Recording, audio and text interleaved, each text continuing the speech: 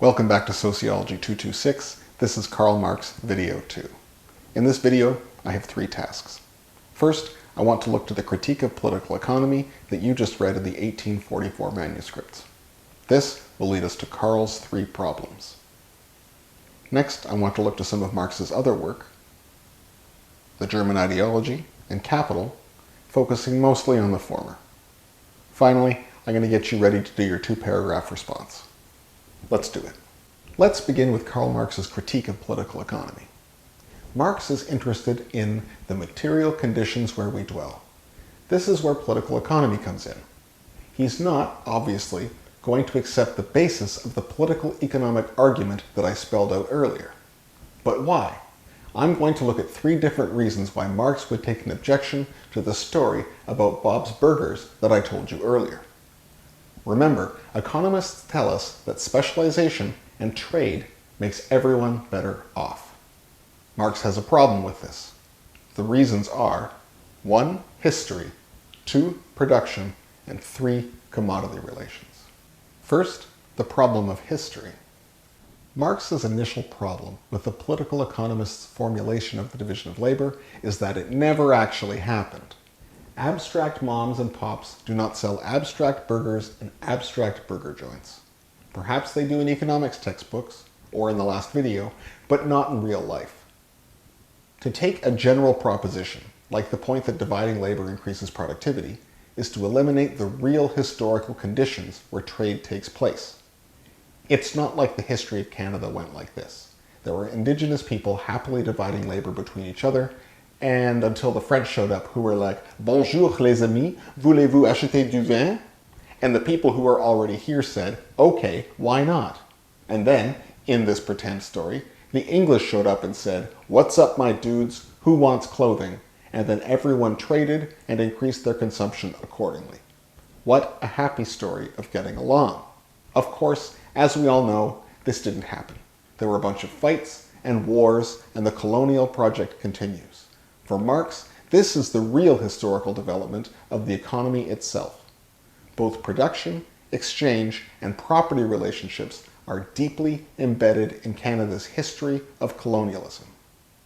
So the real historical conditions were one of violent conflict, not peaceful deliberation on how to best make money. This leads us to our second problem, production. What do we mean by the problem of production? Well, my first-year economics textbook used the classic tale of the farmer and rancher deciding to trade as an example of the trade relationship. We looked to Bob's Burgers. But here's the question: who's doing the work in our economy? The fundamental actors in the industrial economy are not sole proprietor, farmers, and ranchers. The fundamental relationship is between owners and workers. So not farmers and ranchers or family restaurants, but proletariat and bourgeoisie. Whereas the owners of the means of production are able to reap the benefits of efficiency, workers' wages do not see the same increase. The capitalist sinks surplus value into further capital rather than wages. At least, this is Marx's argument. In line with the historical dimension, we can say that production, too, is based on a particular set of material relations. In capitalism, the cast of players changes to the proletariat and bourgeoisie. This power dynamic represents the tensions inherent in capitalist production. The key site of capitalist inequality is drawn from surplus value, derived from the production process. Marx says that the way we produce and where we are in the social ladder shapes who we are. It also shapes how we think about the world. This is going to come up when we talk about ideology a bit later on. So the production process is a site of struggle. But what do we produce? Commodities. Karl's third problem is the problem of commodities. Just as there is an historical process whereby workers and owners have come into existence, there is another by which commodities come to be what they are. Here Marx makes a fundamental distinction between what he calls use value and exchange value. You'd better write that down. The difference is important, or highlighted in the transcript. Let's use an example of an apple. You can go to the grocery store and buy apples for what? $3 a pound? The exchange value of an apple comes from the amount of money that you pay to buy or sell it for. This comes in distinction from its use value. The use value is what you get from using it, as in eating an apple. When Marx is talking about commodity relations, he is speaking about a world where things are only treated according to one, and often at the expense of the other. We produce and consume things for surplus value, rather than the inherent useful properties of a thing. An apple is a commodity, and Marxists care about the process of how things become commodities, and how making and exchanging them transforms us as laborers. Marx has a particular phrase, commodity fetishism, to express this transformation of things under capital. When Marx refers to commodity fetishism, he means the irrational belief that individual things have an exchange value outside of the historical social relations that make it so valued. Let's summarize Marx's critique of political economy before moving on to ideology. The argument is that models used by political economists, what Marx will call bourgeois economics, are ahistorical and don't know where laborers and commodities came from. That models of economic productivity lose what actually happens to the people who are laboring. And finally, how values are constituted. Remember in video 1, I told you about Karl Marx's colleagues, the young Hegelians, from his early philosophical period. These were the guys who thought history was made by ideas, by reason. Marx, the materialist, disagrees. Let's see why. The German ideology, written a year after the 1844 manuscripts, but never published, extends Marx's critique of idealism from that time. The book applies a very similar critique to philosophical thought as the one we've just discussed about political economy. The book, The German Ideology, is a polemic rather than a full argument.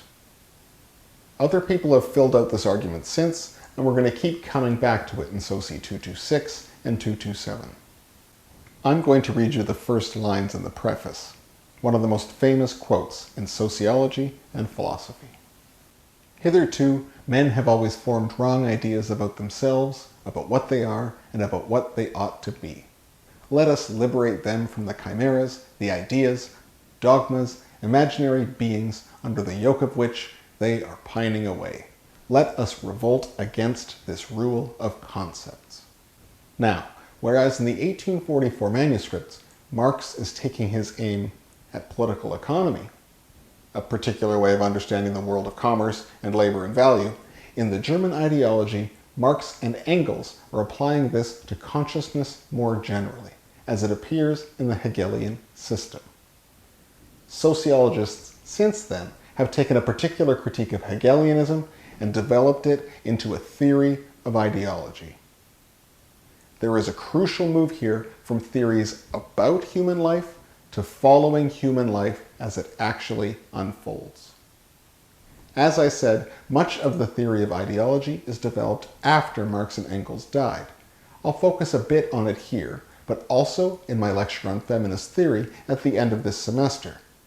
Dorothy Smith and other feminists in her wake argue that our gendered position in the economy shapes how we think. This leads us to the base superstructure argument. In this way of thinking, there is a basis of material existence through which we produce stuff. We produce, we consume. As we do so, we think within those prescribed conditions. We write plays, we listen to music, we participate in politics, or we get mad at people when they don't. But all of this conscious activity is structured by our material existence. We have an economic base, a way of organizing production and productive forces that make it possible. Think, feudalism, capitalism. And then there is the superstructure. Everything else. Individualism, artwork, the state apparatus. The superstructure is made possible and determined by that economic base. Culture, religion, politics, social structure, art, almost everything but our productive labor fits into this category. Here we see that the dominance in material relations at the base is found at the superstructure. Where you are in the economic order determines how you think. This is a theory about how our way of seeing the world originates. It depends on production. We have here the second most famous quote from that book on how dominant material actors produce dominant forms of thought. You can read it. This is extremely important. Ideology is not, in Marx and Engels' sense, just a bunch of ideas. Ideology is a series of abstractions, distinct from our material existence, that we use, mistakenly, to interpret the world. Interpretations are different from real material facts. A science of society, like a science of anything else, begins and ends with these facts. If you are following a Marxist ideological approach, that is. Don't look to thought, look to production. In closing, I want to point to 3 ways that you can take the material that you learned in this and the previous video to work. 3 factors are crucial. For Marx, social structures are material structures. That means we can find the primary agent of all social change in the ways that people produce, consume, and work. Politics, culture, all that stuff is ultimately determined by material forces. So this is where you do your interviews and collect your data, where production is realized. This is where social order gets going. Everything else is caused by it. So look for data on income distribution, which industries are predominant, and on what people actually do all day, not what they say they do all day. Marx suggests that material conditions shape our lives and we inherit them from the past.